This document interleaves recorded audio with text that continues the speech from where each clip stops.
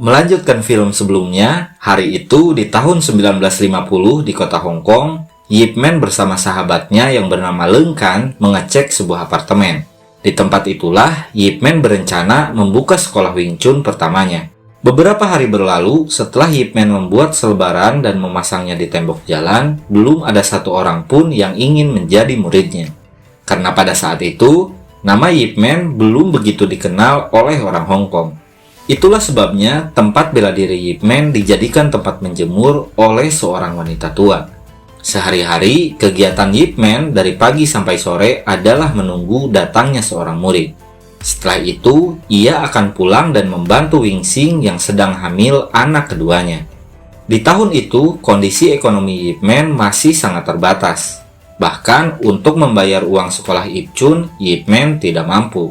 Itulah alasannya kenapa Yip Man membuka sekolah bela diri.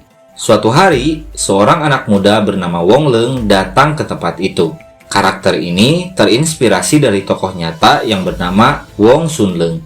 Dia adalah salah satu ahli Wing Chun yang belajar langsung dari Yip Man. Selain itu, ia juga mengajarkan Wing Chun-nya pada Bruce Lee dan juga Stephen Chow. Kembali pada cerita, ketika Yip Man menjelaskan Wing Chun padanya, Wong Leung memotong penjelasan itu. Ia langsung menantang Yip Man untuk bertarung. Jika Wong Leung kalah, maka ia akan menjadi murid dan membayar uang sekolahnya. Meski sedikit terpaksa, Yip Man akhirnya menerima tantangan itu. Lalu pertarungan pun dimulai.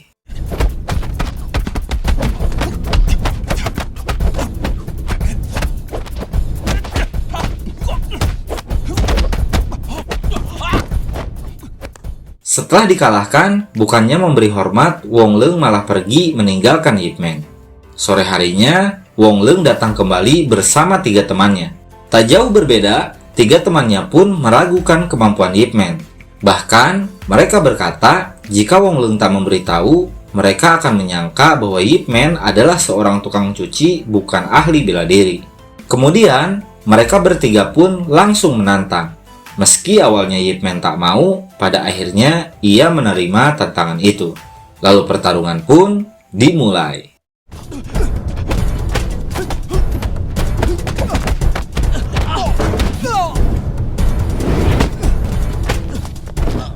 Setelah mereka bertiga dikalahkan, Yip Man yang jengkel dengan sikap mereka segera pergi meninggalkan. Namun tiba-tiba, Wong Leung memberi hormat dan meminta untuk menjadi muridnya. Lalu temannya pun langsung mengikuti dan ingin menjadi muridnya. Wong Leung lalu berkata pada mereka, karena dia yang duluan memberi hormat, maka dialah yang menjadi kakak tertua. Dan mulai hari itu, mereka berempat resmi menjadi murid Yip Man. Hari-hari berikutnya, Yip Man mulai fokus mengajarkan Wing Chun-nya. Seiring berjalannya waktu, jumlah murid pun semakin bertambah. Bahkan kini, murid-murid Yip Man kompak menggunakan seragam latihan bela diri. Suatu hari, di sela-sela latihan, Wong Leung bertanya, apa Yip Man mampu mengalahkan 10 orang sendirian? Yip Man menjawab, yang terbaik adalah menjauhi perkelahian. Ia kembali bertanya, bagaimana jika mereka semua menggunakan senjata? Sambil tersenyum, Yip Man menjawab, kabur. Setelah itu, Yip Man meminta iuran sekolah pada murid-muridnya. Namun, karena saat itu ekonomi Cina masih terpuruk, tidak semua muridnya mampu membayar. Sehingga mengharuskan Yip Man memberi pengertian pada istrinya. Malam harinya, saat Yip Man sedang membeli kue, ia melihat seseorang yang sedang dipukuli akibat mencuri makanan. Setelah menyadari bahwa pencuri itu adalah Kuan, Yip Man segera menghampiri dan membayar makanan yang sudah Kuan curi. Kemudian, Yao menghampiri Yip Man dan mengajak untuk menyusul ayahnya yang sudah pergi. Saat itulah, Yao menjelaskan bahwa kini ayahnya sudah tak kenal siapapun. Ia mengalami gangguan mental setelah Jepang menembak kepalanya. Mendengar itu, sambil meneteskan air mata, Yip Man berkata bahwa semua ini adalah salahnya. Kemudian, setelah Yao bercerita soal keadaan keluarganya, Yip Man berkata bahwa mulai hari itu, ia akan membantu mengurus ayahnya. Esok harinya, Yip Man mengajak Yao menemui Leung Kan di kantor surat kabar Hong Kong. Di sana, ia meminta pekerjaan padanya untuk Yao. Karena rekomendasi Yip Man, Leung Kan pun langsung menerimanya. Dan mulai hari itu, Yao bekerja di sana sebagai wartawan. Di suatu pagi, Wong Leng menempelkan selebaran Wing Chun di tembok jalan.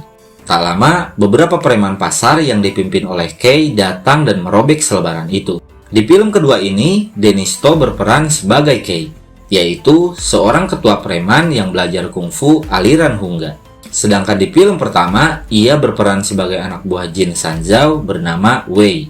Itulah sebabnya di film ini ia belum mengenal Wing Chun dan juga Yip Man.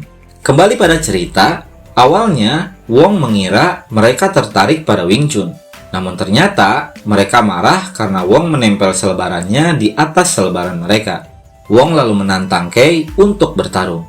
Setelah sepakat dengan pertarungan 1 lawan 1, mereka pun mulai bertarung.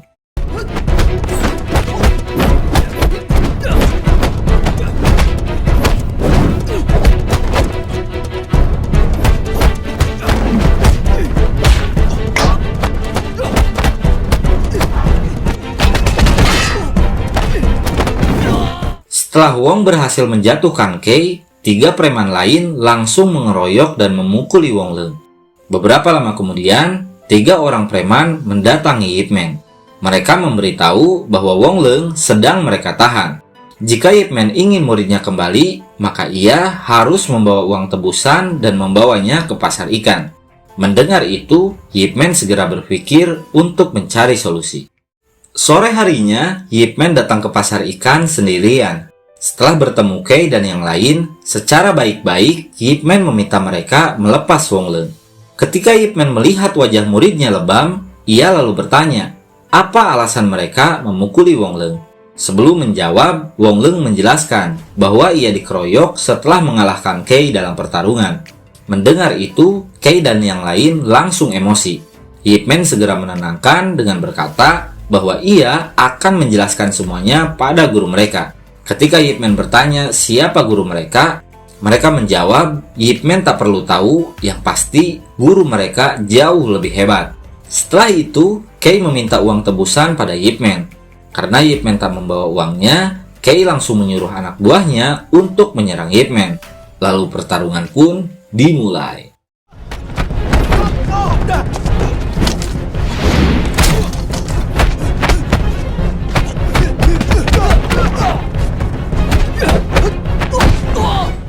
Setelah serangan pertama gagal, Kei menyuruh mereka menyerang dengan senjata.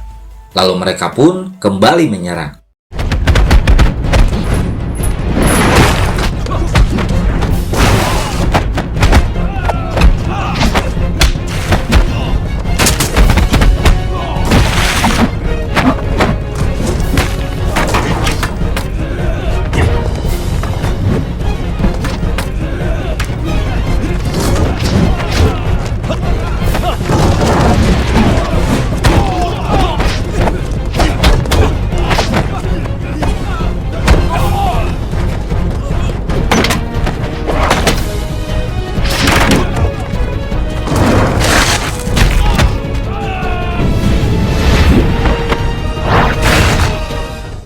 Setelah berhasil merebut pisau, Yip Man segera mencari Wong dan melepaskan ikatannya.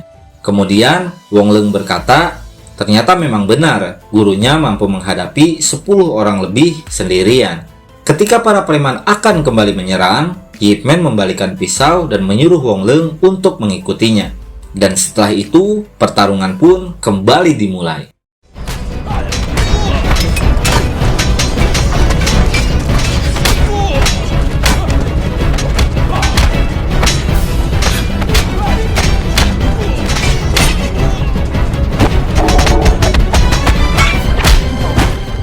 Kemudian, Yip Man menyandera salah satu preman.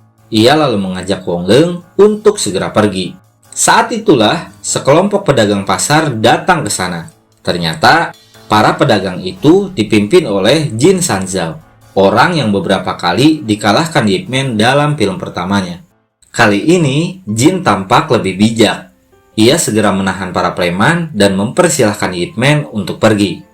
Namun tak lama, sekelompok orang dan para polisi datang ke sana, dipimpin oleh seorang master dari perguruan Hungga bernama Master Hung.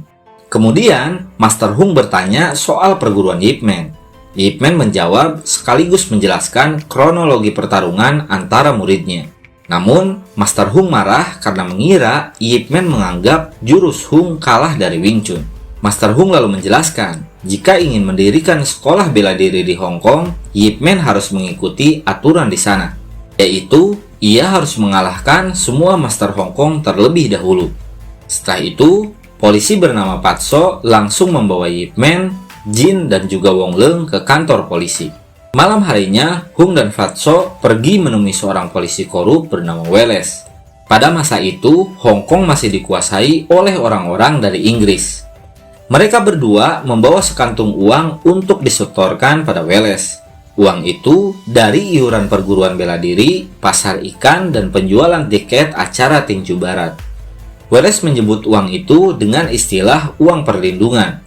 Ketika Hung meminta uang bagian yang akan dibagikan pada para pekerja, Wallace tak memberi dan langsung mengusirnya.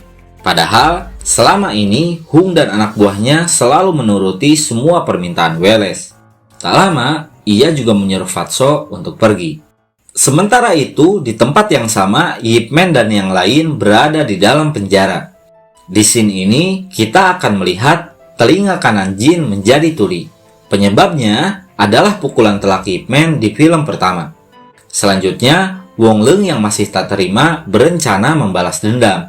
Namun Yip Man langsung memarahinya. Jin lalu berkata, Wong Leung sama seperti dirinya di masa muda, yang penuh arogansi tanpa memikirkan akibat dari perbuatannya. Ia juga mengatakan, jika Yip Man ingin mengubah tabiat buruknya, ia harus mencarikannya seorang istri. Karena lelaki akan lebih bijaksana setelah punya keluarga, istri, dan juga anak. Beberapa lama kemudian, Wing Xing bersama Leung Kan datang dengan membawa uang tebusan. Pada masa itu, untuk keluar dari penjara Hong Kong cukup dengan membayar uang tebusan. Di belakang mereka, istri dan anak Jin datang dengan tujuan yang sama. Karena tak ada yang menebus Wong Leung, Yip Man meminta bantuan kembali pada Leung Kan. Namun sayangnya, ia tak punya lagi uang untuk menebusnya. Jin yang kini sudah menjadi orang baik, segera memberikan uangnya pada Yip Man. Sepulangnya ke rumah, Yip Man bersama istrinya segera istirahat. Karena besok, ia akan melakukan latih tanding melawan semua master yang ada di Hong Kong. Keesokan harinya, Yip Man datang ke tempat yang sudah ditentukan.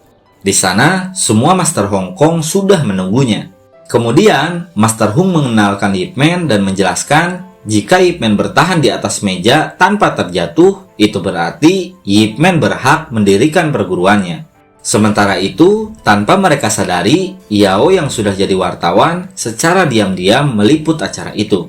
Kemudian, Yip Man berjalan dengan tenang menuju meja tanding. Setelah kembali memperkenalkan diri, penantang pertama pun naik ke atas meja. Dia adalah Master Lau dari perguruan Belalang Sembah Utara. Lalu pertarungan pertama pun dimulai.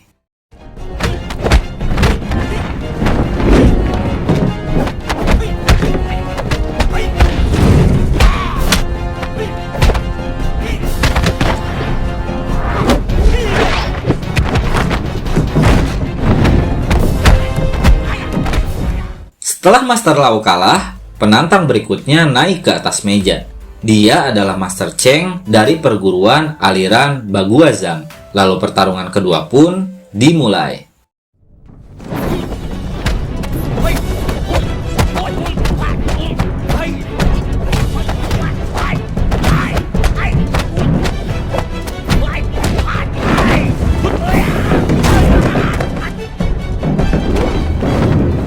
Setelah Master Cheng juga kalah, penantang terakhir adalah Master Hung. Dia adalah master dari perguruan Hungga. Selain jadi master yang tertua, dia merupakan yang terkuat di antara semua master Hong Kong. Berbeda dengan yang lain, ketika naik ke atas meja, Master Hung langsung memberikan serangan pembuka.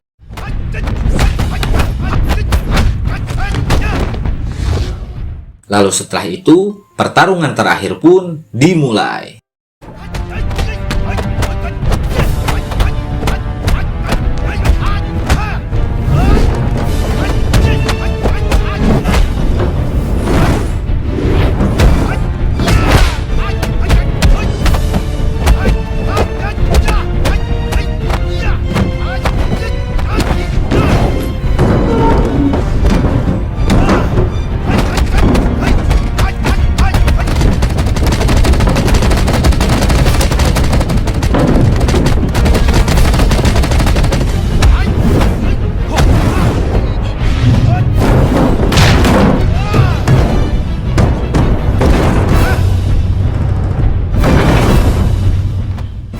Karena sama-sama kuat, pertarungan itu pun berakhir imbang. Dan mulai saat itu, Yip Man menjadi salah satu master di kota Hong Kong. Kemudian, Master Hung menjelaskan, demi keamanan, Yip Man harus membayar iuran bulanan sebesar $100. Mendengar itu, Yip Man lalu berkata, jika masih ada master yang ingin menantangnya, ia akan siap kapanpun juga. Namun, jika harus membayar iuran, Yip Man tak akan membayarnya sepeser pun. Master Hung pun marah dan mempersilahkan Yip Man untuk segera pergi. Keesokan harinya, berita tentang pertarungan imbang antara Wing Chun dan Hung Ga mulai tersebar, membuat orang-orang Hong Kong mulai mengenal Wing Chun dan ingin mempelajarinya. Master Hung yang mengetahui berita itu segera memerintahkan murid-muridnya untuk mengacau di perguruan Wing Chun. Hingga akhirnya, tawuran antara dua perguruan pun tak bisa dihindarkan.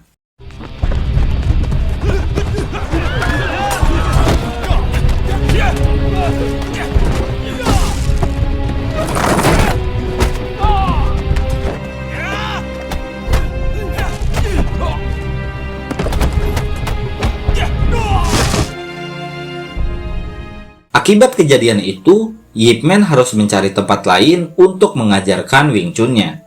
Kemudian, Yip Man pergi menemui Master Hung. Di sana, ia berkata, meski sudah tak punya tempat lagi, Yip Man akan terus mengajar dan takkan pernah membayar iuran sepeser pun. Yip Man juga memperingatkan untuk tidak mengganggu lagi murid-muridnya. Master Hung menjawab, semua sengaja ia lakukan karena Yip Man tak mau ikut aturan. Padahal, jika tak ada iuran bulanan, semua perguruan bela diri pasti dapat masalah dari pihak barat. Yip Man kembali menegaskan, bagaimanapun alasannya, seharusnya seorang guru harus mampu mengajarkan hal baik pada murid-muridnya. Setelah itu, Yip Man pamit untuk pergi. Namun, Master Hung mencegah dan berkata, pertarungan kita sebelumnya belum selesai. Untuk itu, kita selesaikan sekarang. Lalu Master Hung pun langsung menyerang.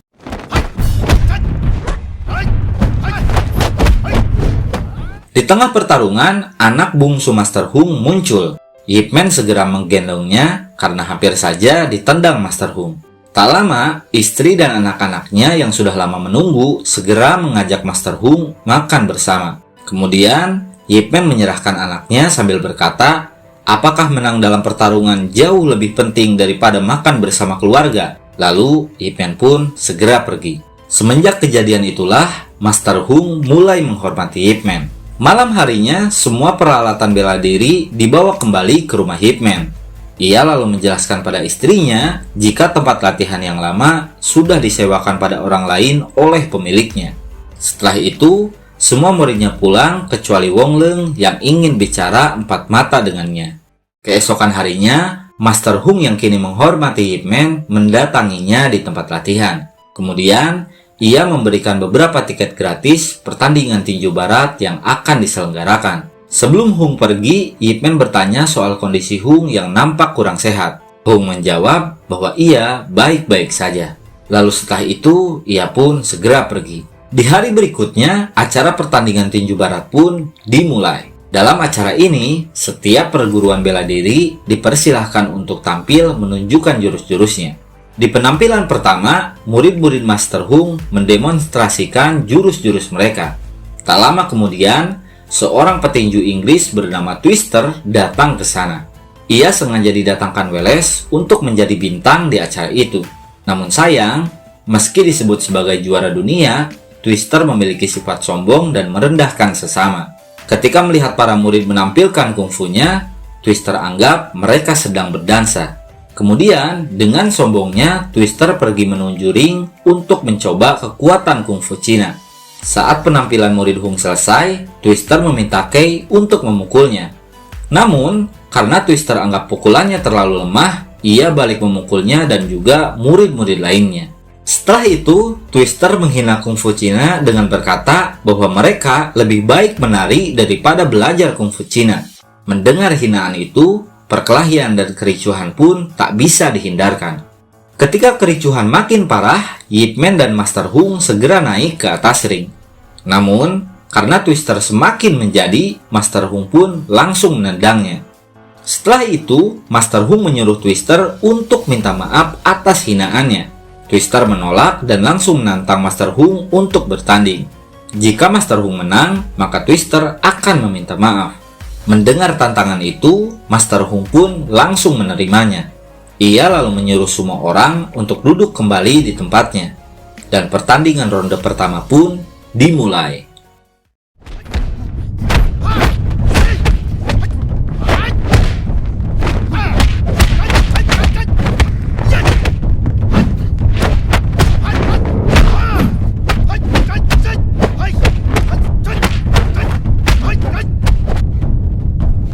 Di akhir ronde ini, Master Hung dan Twister bertanding dengan seimbang. Di sela istirahat, Yip Man memberi saran untuk menjaga jarak dan mengincar otot tangannya. Sambil mengangguk, Master Hung menjawab hal itu tak akan mudah. Lalu setelah itu, ronde 2 pun dimulai.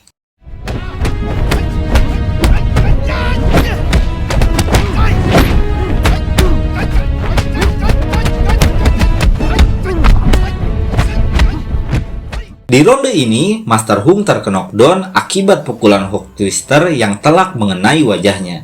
Namun pada hitungan 9, Master Hung berhasil bangkit kembali. Lalu pertandingan pun kembali dilanjutkan.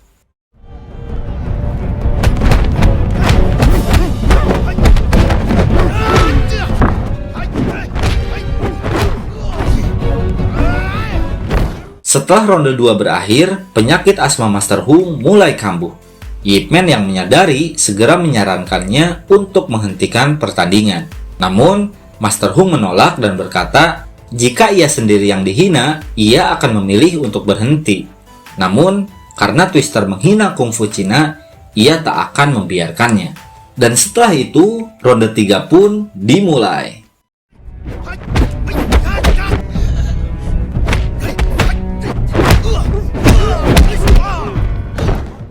Akibat asmanya yang semakin kambuh, Master Hung kembali ditumbangkan oleh Twister.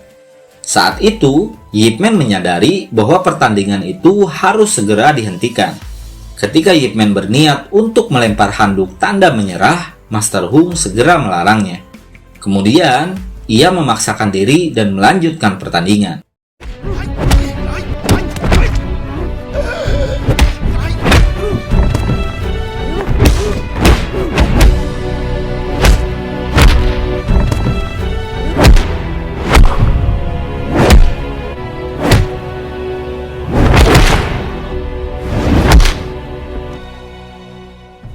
Di scene inilah, Master Hung kembali menerima serangan beruntun Twister yang terus mengincar wajahnya, yang pada akhirnya membuat Master Hung kehilangan nyawanya.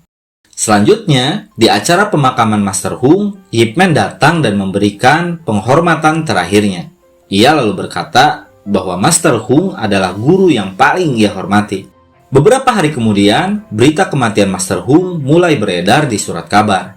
Setelah berita itu tersebar, Wallace bersama komplotannya mengadakan sebuah acara konferensi pers. Dalam klarifikasinya, Wallace melakukan playing victim seolah mereka tak bersalah sedikit pun. Kemudian, Twister yang juga ada di sana memperburuk keadaan dengan statement rasisnya. Ia merendahkan dan menantang semua petarung Cina yang ingin melawannya. Ia juga mengancam tak akan segan-segan membunuh siapapun yang berani menantangnya. Karena itu ia yakin orang-orang Cina tak akan punya nyali untuk melawannya. Tak lama kemudian, Yip Man datang dan langsung menantangnya. Keesokan harinya, Yip Man yang akan fokus berlatih menitipkan Wing Xing dan Ip Chun ke seorang tetangga bernama Fuan. Yip Man tak mau jika istrinya yang sedang hamil terganggu akibat suara latihannya. Sebelum berpisah, Wing Xing berpesan pada suaminya untuk fokus berlatih dan jangan khawatirkan mereka. Ia akan selalu berdoa agar Yip Man menang di pertandingannya. Dan mulai hari itu sampai beberapa hari ke depan, Yip Man mengisi harinya dengan berlatih menggunakan boneka kayunya. Di masa latihan itulah, Wing Xing melahirkan tanpa sepengetahuan Yip Man. Ia tak memberitahu karena tak ingin jika latihan suaminya terganggu. Hari pertandingan pun akhirnya tiba. Semua orang di Hong Kong begitu antusias dengan pertandingan itu, khususnya rakyat Cina yang serius mendengarkan siaran langsung dari radio mereka masing-masing.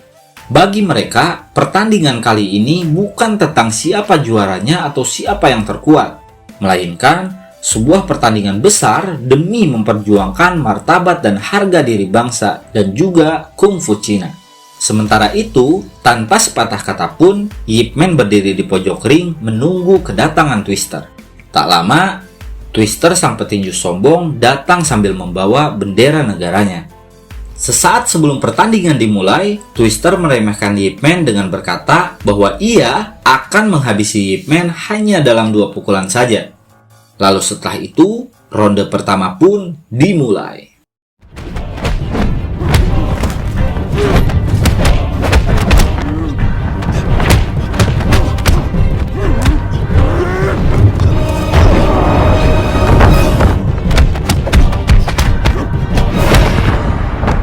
Di ronde ini, Yip Man terkena pukulan hook Twister yang langsung membuatnya tumbang seketika.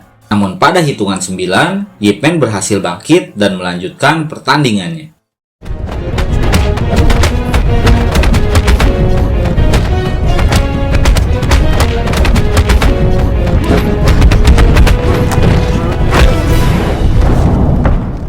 Kali ini, giliran Twister yang ditumbangkan oleh Yip Man. Berlanjut ke ronde kedua, di ronde ini, Yip Man mulai bisa menguasai pertandingan.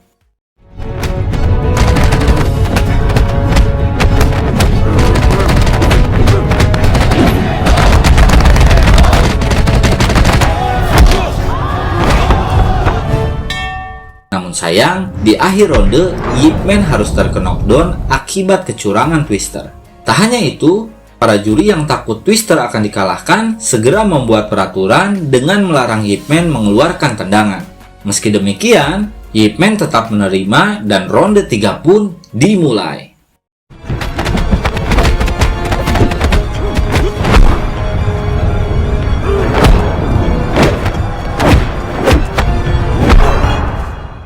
Karena peraturan inilah, Yip Man yang lengah harus terknockdown lagi. Tak lama, Yip Man kembali sadar setelah mengingat kembali pesan Master Hung dan strategi tandingnya, yaitu dengan menjaga jarak dan melumpuhkan bagian otot tangan Twister. Pada hitungan ke-7, Yip Man kembali bangkit dengan kesiapan penuh untuk mengalahkan. Lalu pertandingan akhir pun kembali dimulai.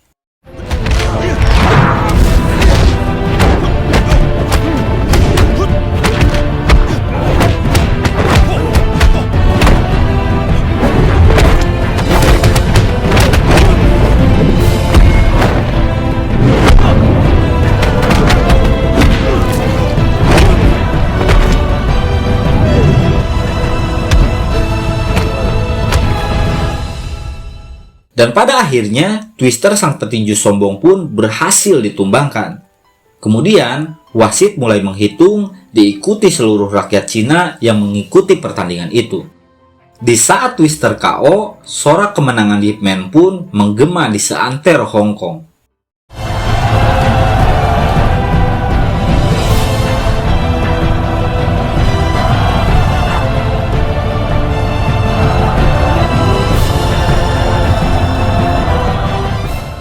Kemudian, Yip Man berpesan pada semua orang bahwa pertandingan kali ini bukan untuk menunjukkan bahwa kungfu Cina lebih baik dari tinju barat. Akan tetapi, pertandingan kali ini mengajarkan kita untuk saling menghormati pada sesama. Setelah itu, Yip Man bergegas pulang untuk menemui keluarganya. Ia sangat bahagia karena anak keduanya sudah lahir dengan selamat. Kemudian, Yip Man memberi nama Ip Ching pada anak keduanya. Beberapa hari kemudian, Yao datang ke rumah Yip Man bersama seorang anak kecil berusia 10 tahun. Anak itu bernama Li Xiaolong. Dia adalah Bruce Lee kecil yang ingin belajar kungfu pada Yip Man. Melihat anak itu, sambil tersenyum, Yip Man menyuruhnya pulang dan kembali lagi saat ia sudah tumbuh besar. Sebenarnya, dalam film Ip Man 2 ini, produser film ingin membahas tentang hubungan Yip Man dan juga Bruce Lee. Namun, karena tak mendapat izin dari keluarga Bruce Lee, film ini pun hanya bisa menampilkan sedikit gambaran tentang hubungan Yip Man dan juga Bruce Lee.